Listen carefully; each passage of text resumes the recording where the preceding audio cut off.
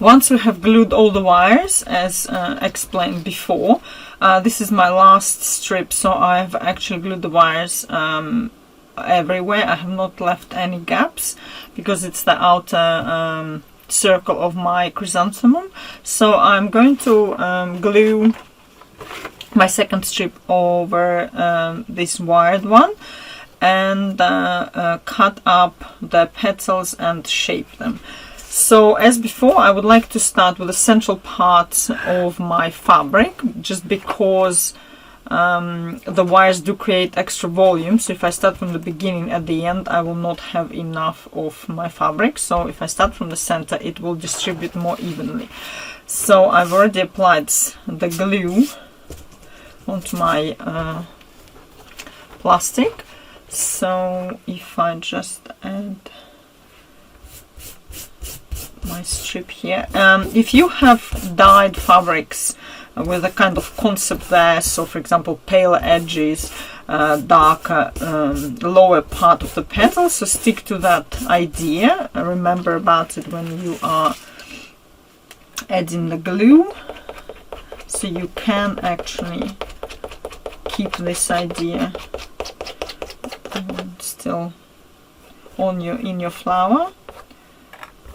So I've done the central part, and then I'm going to add it to my strip. So I'm pressing, starting from the center of my strip, going to the outer edges, and it's important to go along each wire to make sure it does glue very well, and do it from both sides. So I'm gonna flip it over and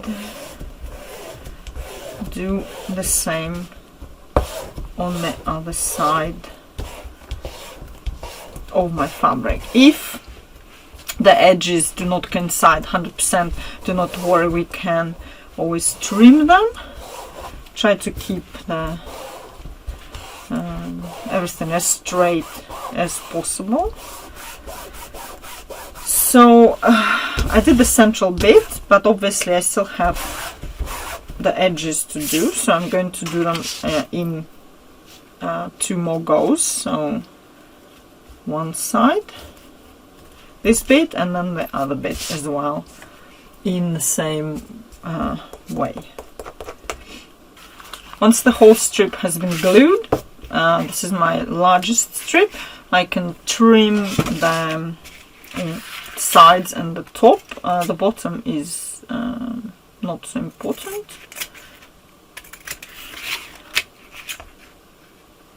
And then cut it up into individual petals. It's better to work quicker, so you can benefit from it not being bone dry, but it does take a bit of time, so most probably it will dry up a bit anyway. Keep all the other strips in a bag meanwhile, so they don't dry up too much. So now it's just a question of making cuts between the wires, and then we're going to narrow down each strip and also create a pointy tip on it. I'll have variable heights on petals here as well.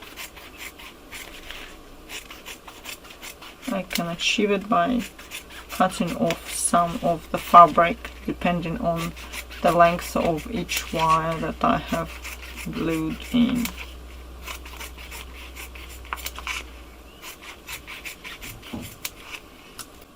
Once I have divided the strip into separate petals, I can create them different lengths on them by trimming the tips to a varied height.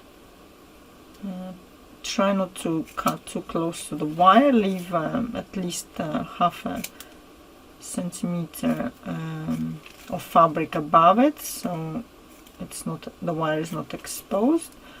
It just adds a variety to the flower and makes it a bit more natural rather than too uniform. So after this we can start. you can do one side of each petal first and then turn the strip around and do the other side.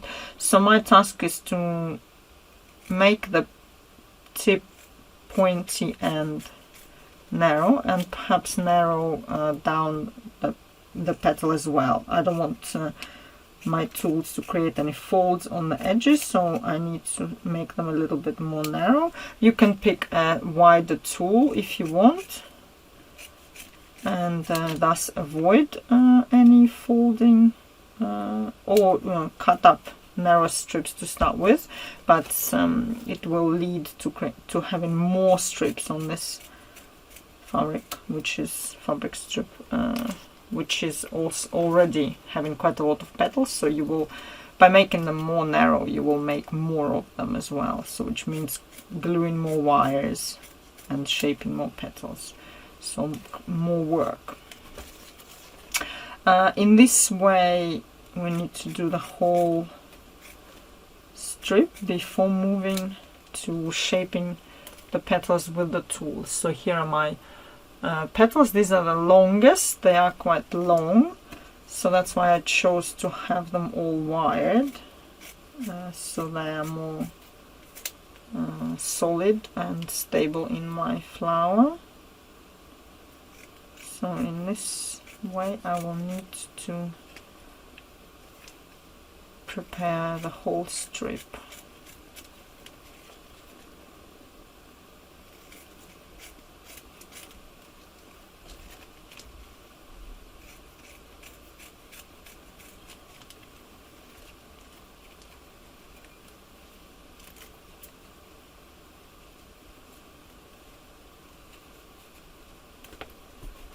As you can see, there's quite a lot of cutting here. Also at this point we can get rid of the wires.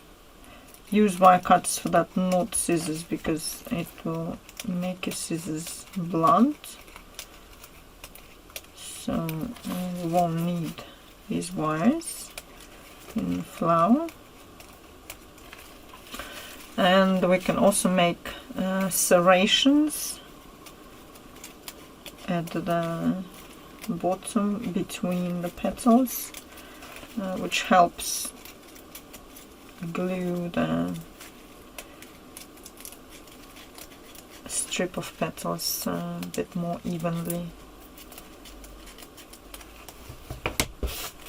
So to make this the small cuts, do them into the petal, not between the petals, because then you will make the joint between the petals too fragile. So and they might tear apart. Just small cuts.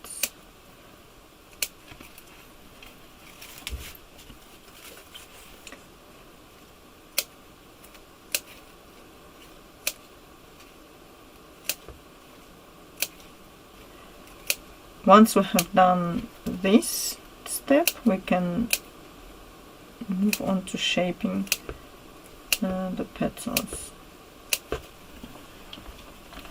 As with the previous strip, I'm going to be shaping most of the petals from the pink, darker pink side, and some of the petals from the pale pink side, perhaps every third or fourth from the wrong side, so that it gets my flower will have some more volume and a bit becomes a bit less regular. So just as before, on a medium pad, slowly gliding my tool. Here I have wires in each petals, so I can just use them. Try not to create pleats or folds on the edges of the petals, so they must stay smooth.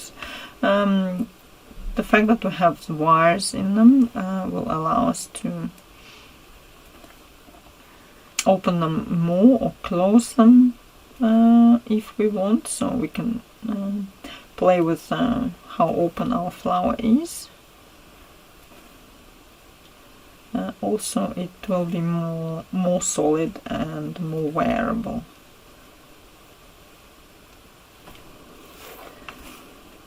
So in this way, I'm going to shape my petals from the right side, let's say.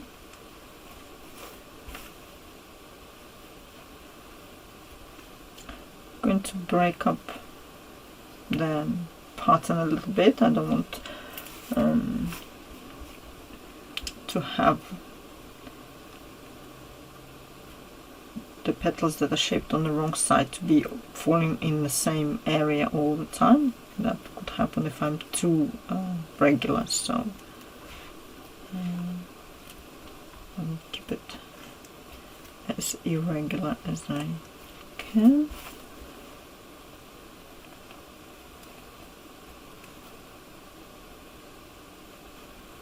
But most of the petals are still shaped inwards inside the center of the flower.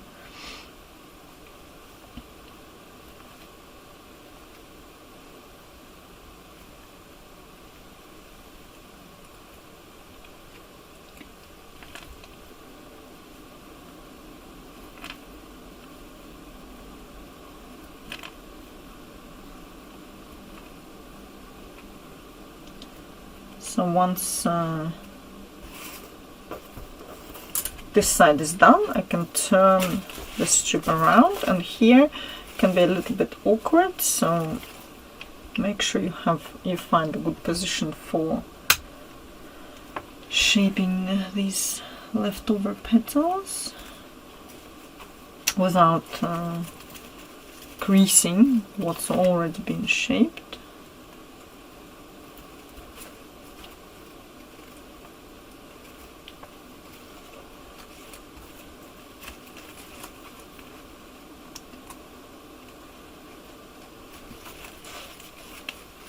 Once